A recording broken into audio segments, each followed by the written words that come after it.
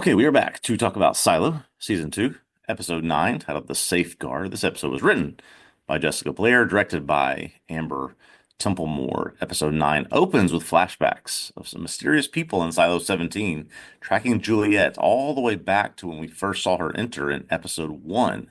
Eventually, in the present day, she is confronted by Audrey, Rick, and another female named Eater, who want her to get them access to the food vault inside where Solo lives.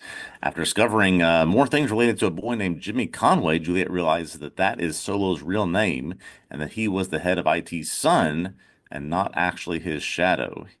He, meaning Solo slash Jimmy, killed Audrey and Rick's parents in self-defense, but Juliet convinces them all to make peace, and Solo invites them all into his vault. In Silo 18, Lucas Kyle learns that there are 50 other silos, and the founders created something called the Safeguard. That's an explanation for what that is in a tunnel in the depths of the silo. Lucas is able to get down there. He reaches the tunnel, where some kind of AI or computer algorithm warns him that he cannot repeat what he is about to see. Billings, meanwhile, shares the picture book page with his wife. He shares it with Robert Sims. Sims shares it with his wife. And Billings and the Sims all seem to be turning away from Bernard and favoring what Mechanical is trying to do. Bernard blames the rebels' action on Billings and continues to monitor Walker, although Walker is unaware that Knox may have realized that she has been the traitor recently. So a lot of character and lore and history introduced, particularly in Silo 17 in this episode. We get pretty intriguing mystery and cliffhanger in Silo 18. What's the best place to start here? Should we start with sort of the outline and the history of what happened with Juliet in Silo 17? Yeah, I think we should start with Silo 17 and also get into what we learn about what's occurred in Silo 17. Um, as you mentioned in your recap for this episode, it's ultimately not clear how much this matters Yeah. in terms of the plot moving forward, but I do think that it's worth being clear about what we learn here overall. And there also remains almost the most interesting thing to me is how in certain ways they have drawn a kind of parallel between this rebellion in Silo 17 and what seems to be brewing in Silo 18. So like I don't expect things in Silo 18 to ultimately go exactly the same way. But I Yeah. think clearly that's part of what we're playing with here is that, well, if our friends in mechanical and so on are successful, then maybe this is their future. And of course, that would be terrible, right? Yeah. Yeah. Um, And that future is, yeah, most of the people in the silo dead. The few that are remaining are living off of rats and whatever plants they can grow. And it's a truly, truly miserable life for the few that are able to survive. yeah, and let's start with them a little bit. Audrey, Rick, and Eater, who has a real name, but Juliet doesn't think to ask when given the opportunity.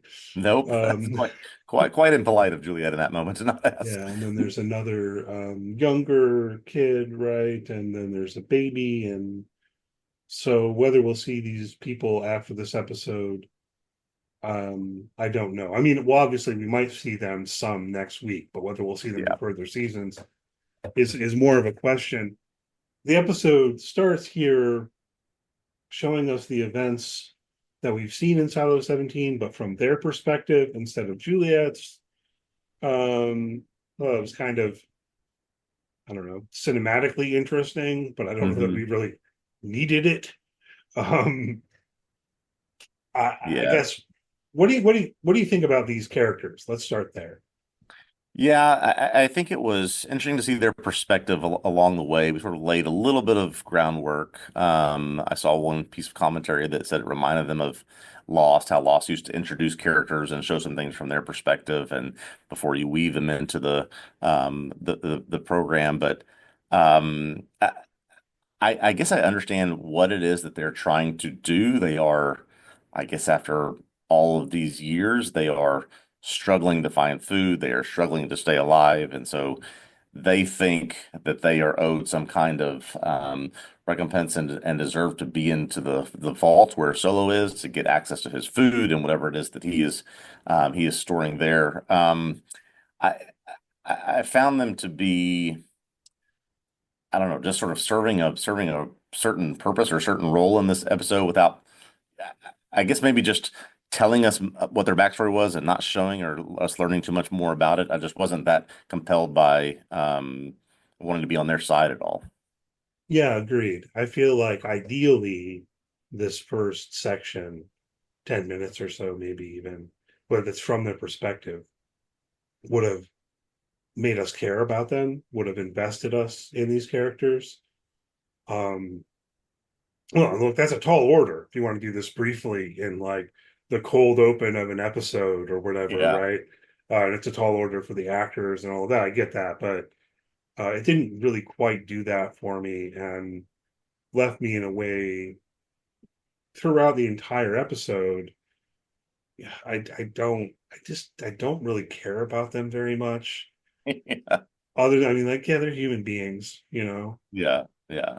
I Um, understand their struggle, but am very much more invested in Juliet and Solo surviving and getting out of this than I am in making sure that they, are able to find some food by the end of the episode. Yeah, I mean, I was exactly the same.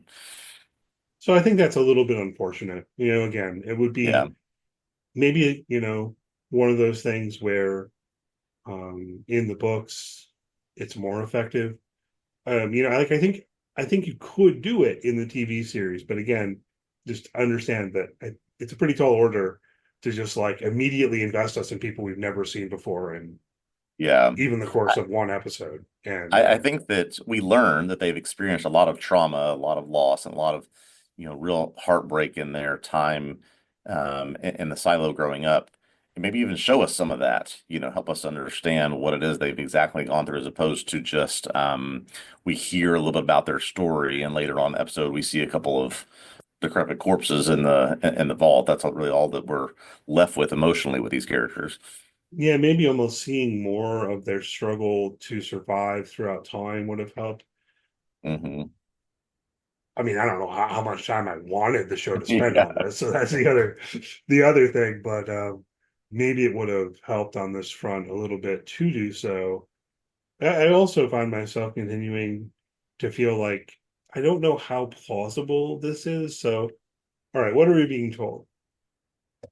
Some people did not leave the silo in the rebellion that occurred Mhm. however many years ago. If we were to decide that Solo slash Jimmy Conway is the same age as Steve Zahn, it would be like 45 years ago. Yeah. Character could be younger than the actor, but decades ago. Anyway, okay, so some people didn't leave. Those aren't the people we're seeing. The people we're seeing are those people's children's children. I believe Yes. I put this together correctly, right? Um, so how many people stayed behind?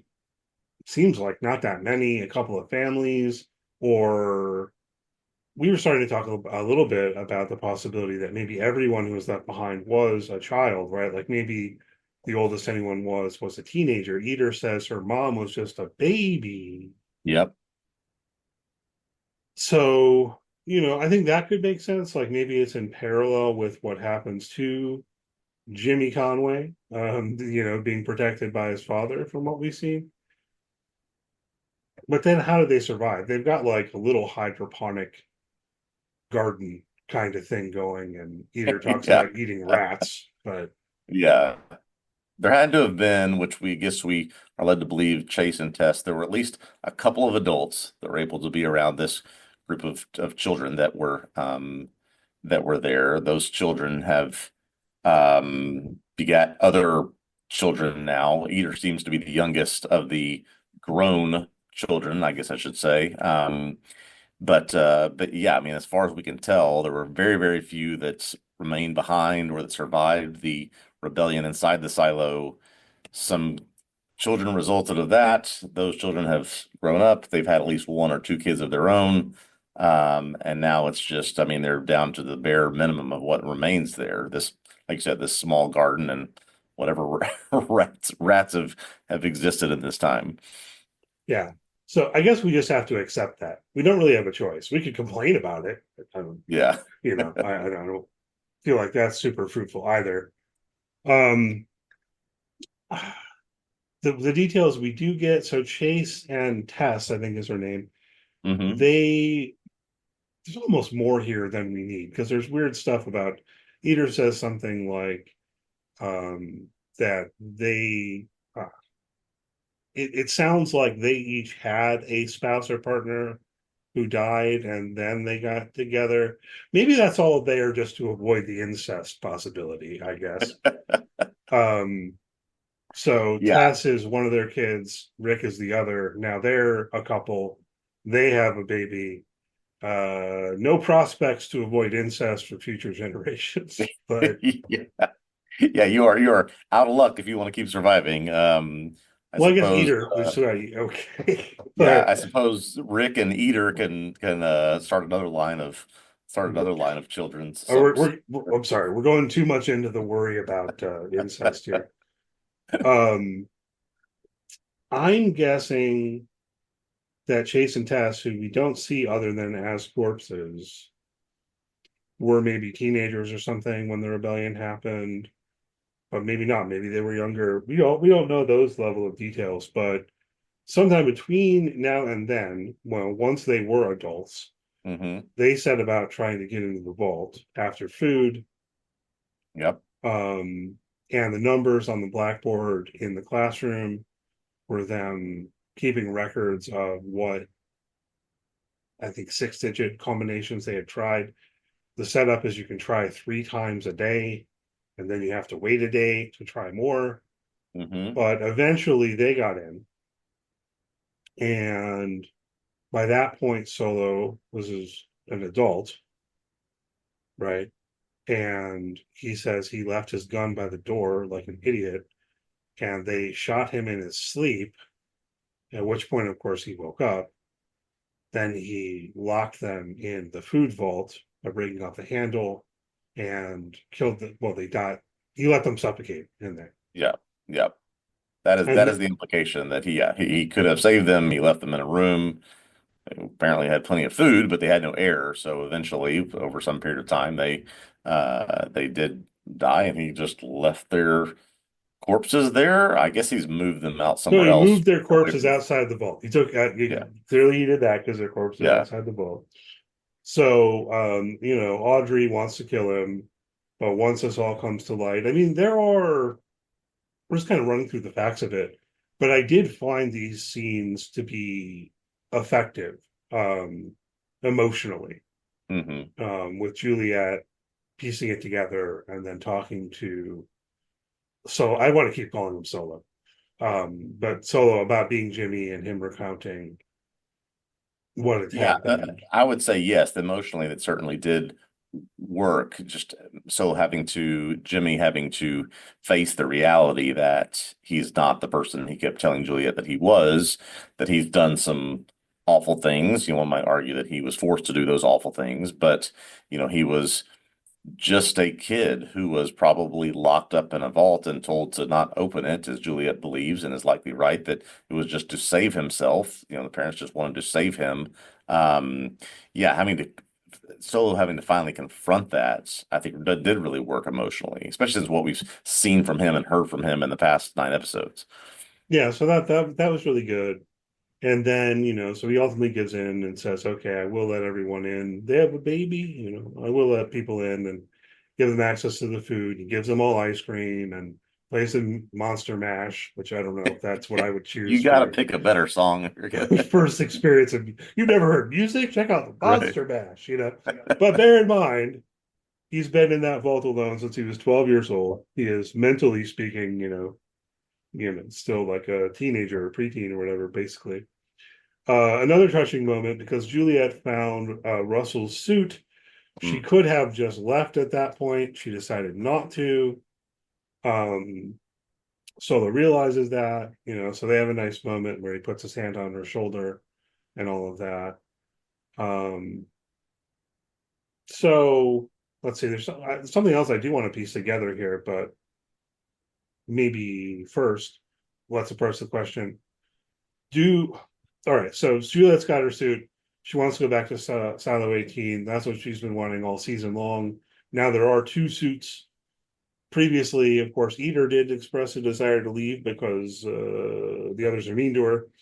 Um, in your recap, you more or less floated the idea that you think that Solo is going to come with her. So I guess that's the question to talk about. Do you think Solo is going to come with her to Silo 18? I just think, why would you introduce the concept of a second suit if you're not bringing Solo, or at least inviting Solo to come with you? Now, he may inevitably say, this is my home, this is the place where I belong, and volunteer to send someone else, or one of the other folks could come with Juliet. But yeah, why do we need a second suit if there's at least not going to be the intention for him to come with her? He seems to have some knowledge not only about the silos and about the vault, but also about what happened when things got to the point of rebellion. And as far as Juliet knows, that's could happen to her silo. So she's going to probably push hard for him to come. Yeah. I don't know. I don't know that I think that he will. I don't know that it feels like it would be in character to me, I Hmm. guess, um, given his previously expressed fear about leaving the vault, but Yeah. also just the fact that's his home. He's been living there virtually his entire life. Of course, now he has company, so I'm kind of imagining him maybe staying there and becoming a weird sort of father figure for Yeah. the younger folks. I don't know, maybe not. Maybe he will go. I think, and now we risk getting ahead of ourselves because what I'm about to say ties in stuff from Solo 18 as well, probably. But I kind of have the feeling that nothing that happens in the finale is as directly what we would expect. Yeah, I get that impression as well. I mean, certainly the end of this episode was not what I was expecting at all. The idea of the second suit is one that is meant to serve the purpose that Juliet wants. We don't even know if the suit that she created, sort of makeshift put together, would even work. So it may just be that the best course of action for Silo 17 is for Solo to stay as sort of this, as you put, sort of father figure for this family and help them survive, whereby Juliet can just go on her own. But we are, I don't know, yeah, how far we want to get into the now the Silo 18 side of it. We're clearly don't have much time for her to make it back to the silo. Right. And And I I mean, wonder what's going to happen there. we can circle back around to this, but at this point, I'll just say, I feel like I've gotten a pretty good handle on how this show works structurally Mhm. and what happened in the season one finale, or just think about season one as a whole. The show's very withholding. You have all the, I constantly wanted to be getting more answers, and then you get to the finale, and oh, it really kind of opens things up. Yeah. Yeah. And I guess I'm expecting a similar kind of structure here with the season two finale. That I'm expecting something big to happen that we Hmm. don't see coming, as opposed to like what we could predict would be something like, oh, so Juliet puts on her suit. She goes back to Silo 18. She says, oh, hey guys, it really is toxic outside. Better calm down now. It's like that's Yeah. not what's going to happen. That's just No, not. I think the Um, big thing is going to be inevitably what happens with Lucas Kyle. I think it just whatever is revealed there, or is quasi revealed there, will be the big moment that we see in the next hour. yeah. So one more thing before we leave Silo 17 more or less behind, I think, for the day. Um, in terms of what we see there, we get the flashback of the sheriff shooting Solo's father, Russell, in the head outside of the vault. Um, we saw him in the season premiere. So I thought this was kind of cool. If you go back, right, if you recall, he has this elliptical kind of dialogue with his wife before they march out of the silo. And so if you tie it back together, right, here's what he says. He says, my hand slipped. I didn't mean to. Why wouldn't he open the door? Yeah. Right. So my hand slipped. I didn't mean to shoot Russell in the head. Yeah. Why wouldn't little Jimmy open the door? Right. But then the rest of it, still, there's a little bit of mystery to.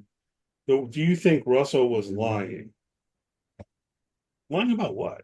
You know? Yeah. And Could then, be. I mean, we're pretty, yeah, pretty synchronized in terms of what was said in season two, episode one, and what we just saw in episode nine in terms of that first part of that conversation. But yeah, the lying part could be about um, who the boy in there was. Could be about what's actually outside. Could be any yeah, number. I think. I didn't put quite all of it in our notes. He said something like, "Do you think Russell was lying?" Or maybe his wife asked that. I don't recall now. But then the line is like, well, there's one way to find out. Like the implication is they're going to go outside. You know, it's like Yeah. we're all dead anyway. Um, but yeah, I mean, if Russell was the head of IT, I mean, you'd expect Russell would have been saying, "You can't go outside. You'll die if you go outside." Right? Yeah. Yeah. So it's just feels a little wonky, a little bit of wonkiness here. Yeah. Yeah. Um, anyhow, I did think it was kind of cool how that that tied together. I went back and watched that opening scene from the Yeah. season premiere again, and it was more or less like what you don't see is Mm-hmm. what you see in this episode because they're Is what you storming see in it. this episode. The sheriff says, "Take Russell alive," and they successfully, get over there. And then it cuts to his conversation with his wife. So now we know, well, what happened right after that. He took Russell, put a gun to his head, went to the vault door, demanded that Solo let him in. Solo wouldn't. Um, he shot Russell in the head accidentally. He says, I don't care about this guy. I don't forgive him." Yeah. Um, his his wife's cleaning the blood off of him. Then they decide to go outside. Right. So we more or less got the whole story, other than whatever happened in there in terms of some people um, not leaving. So, Yeah. Yeah. all right. So, Silo 18, Brewing Rebellion, fears that it's going to go in the same way. Sheriff Billings has taken the side of mechanical, as in Mm-hmm. parallel, right? There was a sheriff leading the rebellion at the end in Silo 17. Um, Billings is reaching out to the Simses. He shows Sims, Robert Sims, the page from the tour book, but he really wants to get to Camille, and then you have the conversation between Camille and Sims.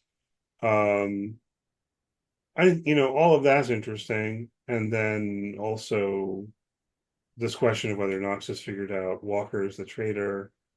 All right, maybe I said too much. Where do you want to start with all that? Yeah, I think maybe with sort of comparing Billings and Sims, it's pretty clear Billings is, and he's communicated. He's made his choice where he wants to stand, where he's putting his flag on the ground. His wife is on board with that. Clearly, Patrick Kennedy, who they've been treating, is on board with that. But they're trying to, I guess, recruit. They believe they understand where Camille Sims lies. She has helped some people from Mechanical and from the Down Deep before, but it seems like they're trying to get Robert Sims on their side as well. And so I took the last conversation that they had where Robert Sims is telling his wife, listen, Bernarda's got this key to the server room. Anytime something goes wrong, it sort of lights up, demands him to go in there. Um, the person who would control that and have all the answers is the person who would have, it's either the head of IT or the person who's in possession of the key. And I took that to mean, all right, we're going to go get possession of this key. We're pushing Bernard aside. It's time for us to sort of take over in a manner of speaking. Yeah, so that's kind of interesting because with all of this, it's not clear to what extent they want to go outside. Yeah, You know what I yeah, mean? And maybe that was the case in Silo 17 as well. They're really trying to get into the vault. They're trying to get into IT. So we're seeing a parallel there.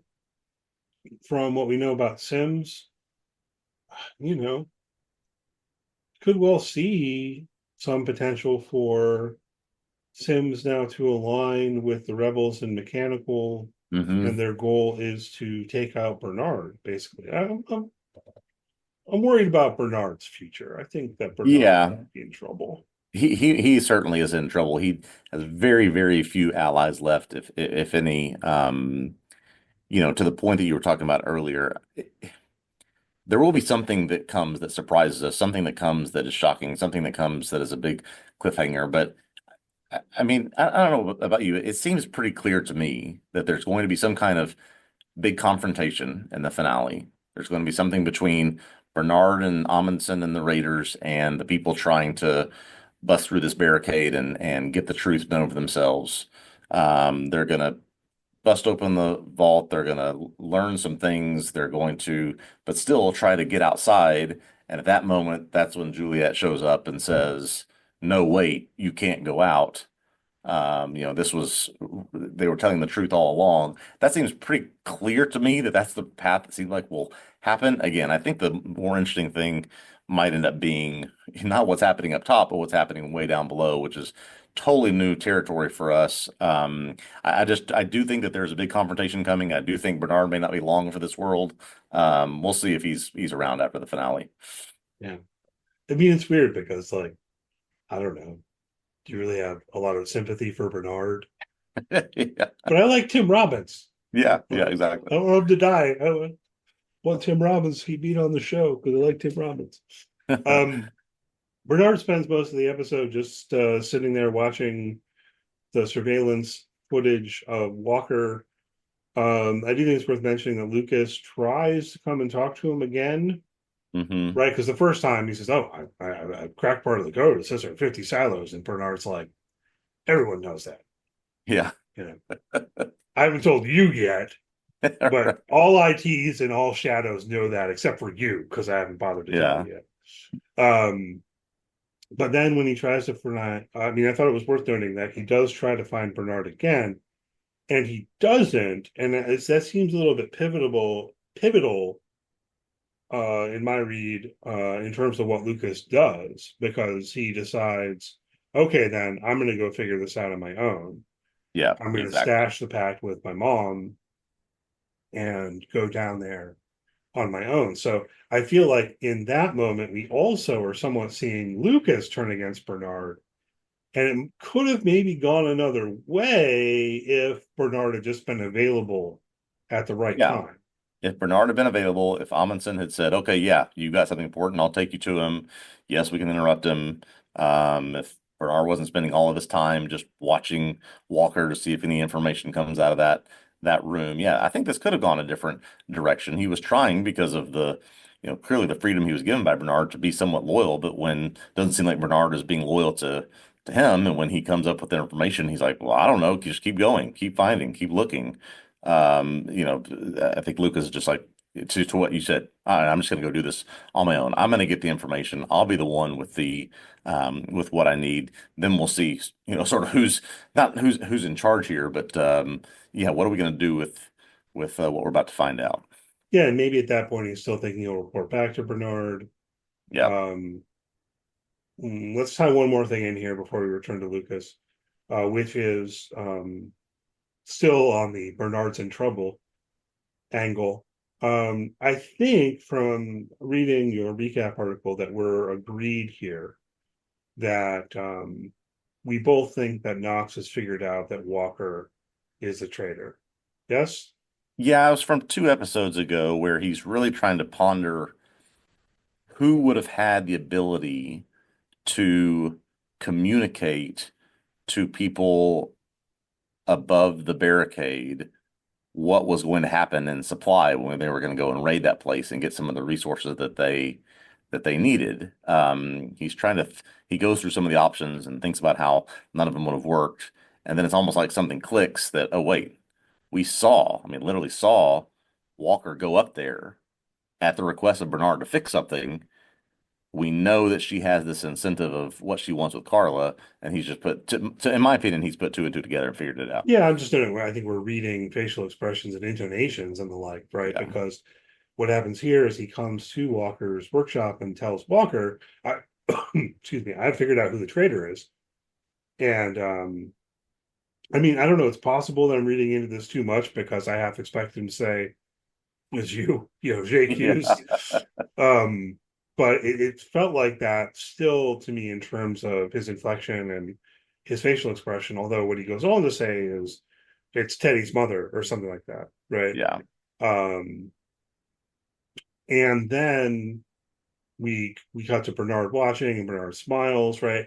So I think that Knox knows that Walker is the one who fed information to Bernard. I think he's put that together, Yeah. and that thus what we're seeing is him feed false information to Bernard. He's figured out that Walker isn't leaving her shop because like Bernard won't let her. Like he's figured out what's going on, I think, and then is feeding false information to Bernard. Is that how you read Yeah, this also? this is exactly what I'm thinking too. This is the old Friends episode, they don't know, that type of thing, right? So Walker can, or sorry, Knox can sort of play this role where it appears like he's, yeah, giving information. He's keeping Walker looped in on what they're doing, and all of it seems legit. She hasn't no reason to suspect that he knows that it is her, and so they can sort of subvert what Bernard is trying to do by just feeding him false information. Yeah, I think that it's, Yeah, just a note, it's possible that we're wrong here, but that's that's right. how it read to me.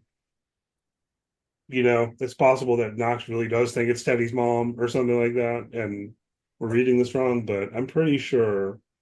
And if that's right, then he's potentially set up Bernard for a situation where they're going to turn the tables on Bernard and Ogdenson and so on. So you put all that Yeah. together, Mechanical has a plan to do that. They've got the sheriff on their side. They've gotten pretty close, at least, to having the Simses on their side. Yeah, And the deputies, that's what I was going to say. Yep. whom Bernard tries to task with further stuff, they're not into it, right? They're kind of like, No, you told us we wouldn't have to worry about this rebellion. What do you mean exactly. we've got to be cafeteria guards? So Yeah. they're at least, meh, you know. Yeah, this, like I said, this does not look good for Bernard. This is going to be some kind of bait and switch where Knox comes up with a plan of, oh, we're going to use the gunpowder to blow up this thing over here, divert Bernard and his resources that way. Then they bust through the silo, take over a bunch of levels and try to make their way to the top, and maybe they get close before, again, my theory, they run into Juliet. We'll see. Yeah. One thing that is stuck in my mind a little bit as a question about Silo 17, and I'm not sure it matters, but why was the walkway destroyed? The walkway to get to IT was destroyed before the first time we saw it in Silo 17 in those Yeah. flashbacks. The rebels show up with the metal to put over it. You have to imagine, I guess, that it was the IT folks themselves who blew that up so that the rebels couldn't get there. Or, Um, or is that a part of whatever this safeguard is that's meant to protect people or protect certain parts of the silo? Who knows? that's a question we have to work in the direction of. This episode is called The Safeguard. What is the safeguard? Doesn't tell us. But what we do get with Lucas, we've hit on some of this, right? He goes down to the bottom of the silo with Shirley's Hmm. help, which is what George did, right? There's a callback here to I think it's the season one finale when Juliet watches the video of George. Um, but Juliet couldn't make it down there, right? It's a weird. Sorry, that's almost too much of a tangent. Did you remember how Juliet was afraid of water? Yeah. Like think about this whole season, and she overcame that fear of water pretty well, I guess. Yes. Um, but so Lucas goes down there. The water's not very deep. Hmm. Just already knew that. Um, he goes and finds the tunnel. The subtitles call the voice the algorithm. Yes, I noticed this. Yeah. Which is what Bernard refers to, that the voice is inside the vault as the Yeah. algorithm. So is it the same thing? Is it all one system? Why is it called the algorithm? that's Yeah. bothering me a little bit just in terms of what algorithm means. But I don't have anywhere to go with it at the moment. Maybe I'll try to think about that more by next week. Um, Yeah. And when he like gets down there, it recognizes him. It says, Lucas Kyle, why are you here? And so it's not just a automated, there's a person here, I must greet them. No, it recognizes who that is and asks them if he has certain pieces of information. And then, the warnings come before he agrees to enter. So it's some sort of smart system and not just a, automatic door of some kind. right, it knows who he is. It tells him that only three people have made it there before. Salvador Quinn, Mhm. 140 years ago, we think. Yeah. Um, Meadows and George. Yeah. But the algorithm did not talk to George, which that also makes sense. He didn't have the credentials, That's right. That's right? right. Whereas Meadows, the IT shadow, Lucas, the IT shadow, Quinn was the head of IT. So it's going to tell him secrets, or I mean, this is a question that I have. I don't know. It's like, is it going to go through there? Maybe is that part of it, or just be told things? The Yeah. algorithm asks if he knows what the safeguard is, and he says yes, but we don't because the show withheld that part of Quinn's letter. Yeah. But I think I think that we're given the impression that yeah, there are some secrets that lie behind this door, or through this tunnel. Why that exists is this sort of like a quest that was set up for heads of IT to locate it so they can find more information out about why this was all done and what the meaning of it is. And if he says anything to anyone, the safeguard is going to be initiated. Yeah, but what is it that he finds and what is it that reveals that information to him? And certainly what the information is, yeah, very, very ambiguous at this point. well, I can say this at least. I'm confident we're going to find that out next week. Hmm. Are we going to find out what the safeguard is? I'm actually less confident in Yeah, that. So we can yeah, speculate about that in a moment. But look, one thing that I think we need to tie in here is okay, well, now we know why Meadows, even when she was dying, would not tell Bernard the terrible truth because the algorithm at the bottom of the silo told her that if she ever told anyone, it would initiate the safeguard. yeah, So clearly it's bad. Is the yeah. safeguard a matter of like killing everyone in the silo? Maybe. Could be. Um, Regardless, we can talk about that more in a minute if you want. But, when I put a little bit of weight on the idea that Lucas tried to go talk to Bernard and couldn't get him, well, now we have a situation where Lucas is going to be the new Meadows who cannot and will not tell Bernard what he wants to know, Yeah, yeah. right? Um, why is there any possibility that if Bernard had been available, they would have gone to the bottom of the silo together? I don't know. I am presuming that if Bernard went to that door, the algorithm would also talk to him.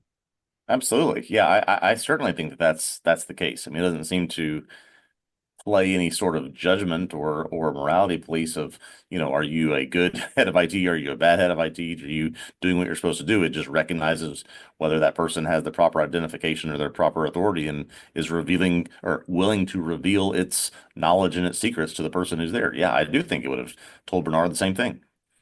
Yeah, so I think there is another possibility that Bernard ends up down there somehow. Maybe. Mhm. Um, is the tunnel a tunnel between silos? That's what I had previously speculated. Um, Yeah, that just I appears that it would be based on the fact that Lucas knows that Bernard is not surprised by it.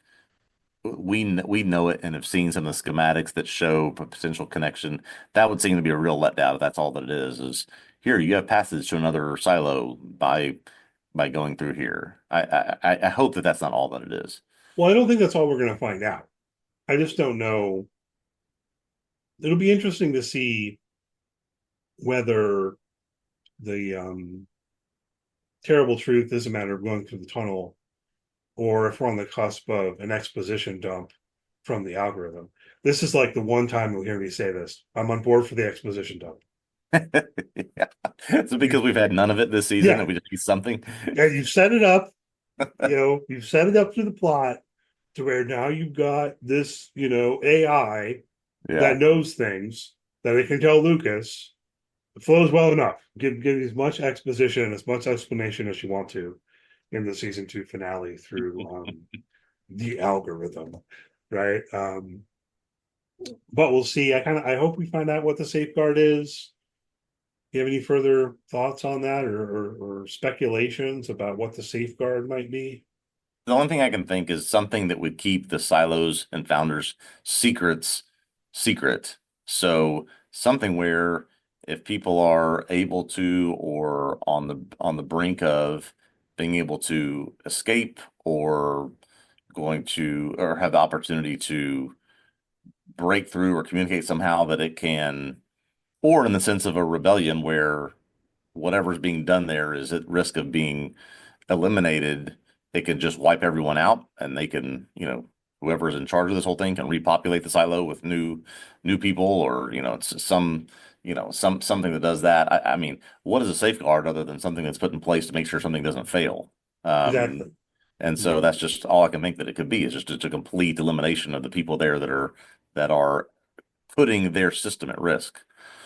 Yeah, that's all I can think of too, which puts me much on the path again of thinking about whether this is all some kind of social experiment or something like that.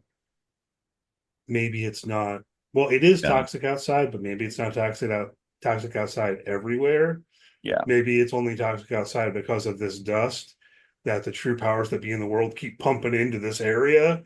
Um, Again, maybe they're keeping tabs on what's going on in all the silos to like just kind of see how things go because they're, Yeah. dystopian sociologists. I Th- don't This know. this is a theory I've been working on in my brain, which is yeah, there is the majority of the world understands that some kind of crisis or dystopia is coming, and so they are watching people to see what happens when you put them in this situation and how they respond to these types of things. And they're creating this laboratory of this thing to see what will happen when our dystopia actually arrives. That wouldn't that, that wouldn't surprise me if we get to that point. I'm not saying that that's close to what's right, but could be. We don't know. But yeah, that's interesting. And then it also sticks in my mind that the order mentioned OSHA for some reason, you know. Yeah, right. So yeah, I mean, the best I've got is that the safeguard, particularly when you tie in the fact that it's whatever it is, it's bad enough that Meadows is going to keep this secret. She's Yeah, going to just withdraw into herself and drink in a room for 25 years. And then, yeah. but when Juliet got out, right, that spurs something in her to quit drinking, to get back with it. Recall further that Meadows Mhm. wanted to go outside, Yeah, right?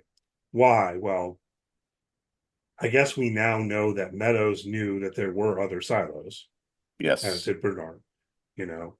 So, but maybe she knows a bit more than that yeah, and is thinking, well, the fact that Juliet managed to get outside of the area of this silo means that if I have an effective enough suit, I can get further. Maybe she knows that there's safety somewhere. Like maybe she's yeah. trying to get. I keep mentioning it, but I think it's worth mentioning continually. There was a city on the horizon. There was, Are there yeah. people there? Is it an active city? Are there people living there, or is it ruins? We don't know. All we saw was the skyline, but that was there in the season 1 finale. So Yeah, yeah, that's one thing I'd say we won't get more of is much of the outside world beyond just, this little section of silos that we're in right now. I don't know, man. My hope is going back to what I was saying earlier that it's season finale time, Yeah, that's right. and that once again it's going to end with big mind blowing expansion of the Silo universe. Yeah, yeah, Um, it could be what we've sketched already, but I'll be a little bit disappointed if it is just that. In other words, the rebellion comes to a head in Silo 18. Juliet puts her suit on. She walks back. She gets there just in time to keep them from going outside of the silo and warn Yeah. them. And I mean, like, that could be a relatively exciting hour of television all on its own. I want more. Yeah. Yeah. I agree. I agree. If the finale is it will it's not even worth saying. The finale will not just be only rebellion leading to a reunion with Juliet. There will be more than that. Yeah, we'll at least get, some follow up with Lucas and the Yeah. algorithm, at very least. But hopefully that is as impactful as they have set it up to be. I guess I trust that it will be, Yeah. but what could be still remains. Although, I mean, the safeguard business does throw something in there, right? If the safeguard Yeah. is everyone's going to die, well, okay, Yeah. then of course Meadows not going to reveal the secret because she'd be worried about that. So, Exactly. Exactly. Yeah. Yeah, there's gonna need to be something. If I go back and look at a comment that Rebecca Ferguson made over the summer, they plan to film seasons 3 and 4 together, oh, sort really? of one long thing. She had this quote sometime in the summer before there was official renewal of the season 3 and 4. Now we know that there have been. So we're looking at a long wait. There was a long wait between seasons 1 and 2. So yeah, there's gonna need to be the good taste left in the mouth of people saying, yeah, I really want more of this and I'm willing to wait until season 3 is ready. Yeah, we'll see how long of a wait there is. I mean, part of the reason the wait was as long as it was between seasons 1 and 2 was because of the strikes. Yeah. They were in production when the Yeah. strikes happened. So they were getting right on top of making season 2 in Yeah. short order. It doesn't feel that long to me. Yeah, it's going to be weird Compared to Severance. if we finally get back to where TV shows come out like once a year. It's going to be very Yeah. bewildering having gone through the past 5 years, because Yeah, first it was exactly. COVID production delays and all of that, and then started getting kind of back to normal, and then the strikes that delayed things, and Yeah. well, I guess now we've got wildfires, and how much are they delaying things? Oh Um, boy. at least a little bit. At least a little bit. I did read that a couple of Yeah. those shows are Few things have shut um, down. Yeah. being delayed in their production from the fires, and of course that's all awful. And I don't know what else to say about that, but Yeah. I don't know, thoughts, prayers, well wishes, all of that to anyone out there, in California with those fires. Um, that wasn't a planned mention, but Yeah. you No, it needs to know, needs to be said. We've ugh, I probably should won't have make put it at the top in the news part, yeah. actually. No, I was thinking of making a very ill-timed and bad segue into the name of the finale, Yeah, but we the won't do title of the that. finale. Yeah. Um, Um, but yeah, but very much looking forward to that and to Severance, which we'll be doing both next week. right, so we'll be back next Friday on the 17th, wrapping up Silo. We're also going to find time here to record something on the season premiere of Severance. So we'll have that for you. Keep an eye out for that. I think probably the Severance pod will be kind of just focused on Severance, and the Silo one will be our normal deal with the news and notes and everything up front. And then from there, we'll continue week to week through season 2 of Severance. Looking forward to it immensely. If you haven't watched Severance, go watch Severance. You can apparently get it for free on the Roku channel right now, or sign up for Apple TV Plus, or whatever. Regardless, we'll be back with you next week. Thanks for listening. Enjoy the podcast. Please do leave a good rating, review, all that good stuff. If you're on YouTube, subscribe to the YouTube channel, give a thumbs up. Check out our website, tvobsessive.com. You can find written articles on each episode of Silo there. Ryan's been writing on season 2 week to week. I wrote in season 1. You can also find stuff on Severance there. I wrote on each episode of season 1, plus a kind of more, I don't know, theory type article, and we're back on that for season 2 also. Articles on any number of things there as well. Poke around tvobsessive.com. Follow us on social media, search for TV Obsessive, and we'll be back next week. All right, see you then.